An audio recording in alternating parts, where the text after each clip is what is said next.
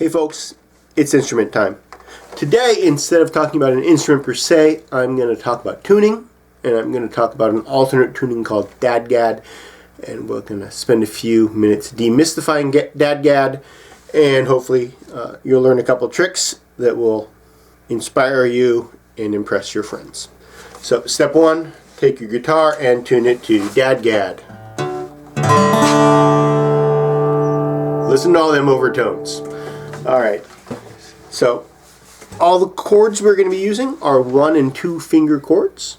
So there is no point in retuning your guitar just to learn weird new fingerings for the same old chords. The reason we're changing tuning is so that we can use new and interesting chords and make them actually easy to finger. So first thing we're going to do is most of the chords are either going to be on the 2nd fret, or we're going to be doing a mini bar moving it across the top. So once you're in DADGAD, naturally you're in a D space. So the first thing we're going to do is find our D, and our D is going to be a single finger on the 3rd string at the 2nd fret.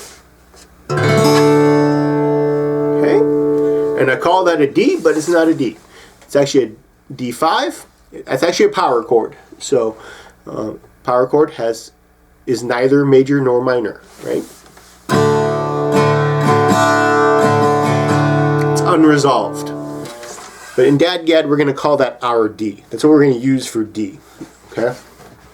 So if we're in D, we also need an A chord. That's easy. What we're going to do is we're going to take that lone finger and we're going to move it up a single string. Okay? And just as in regular tuning, we're just going to play 5 strings. There's our A chord. A chord. Now it's really A7 suspended 4th, but we don't care. We're going to call that A. Okay. And then the 3rd chord we need if we're going to be playing in D is we need a G. So again, take that same finger, move it up 1 more string, okay. And now that A string is a B, and that's going to be our G chord. Now in reality it's a B minor 7th with a 5th sharp, but I don't care. It's a G for what we're doing, right? So now we've got the 3 chords we need to play in key of D.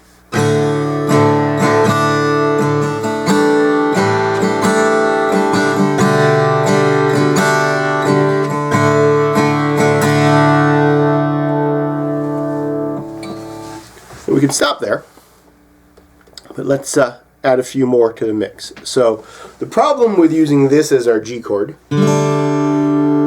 is that while it is a G chord and it has a G in it right here,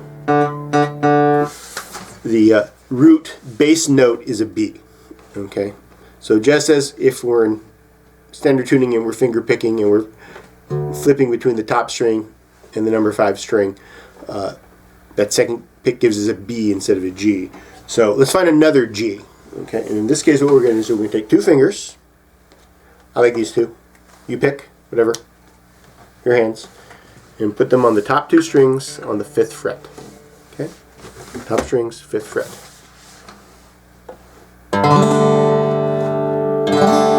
There's our G. Okay.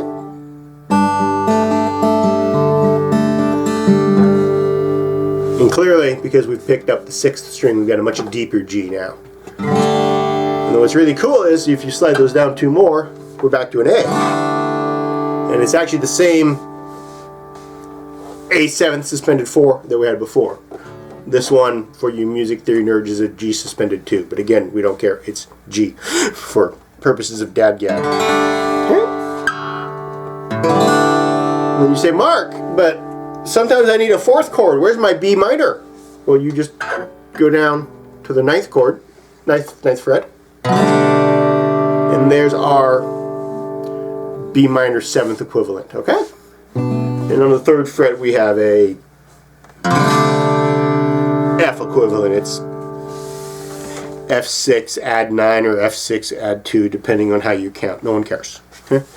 So when you finger pick, start your D on your low note, because we've got it, so we want it.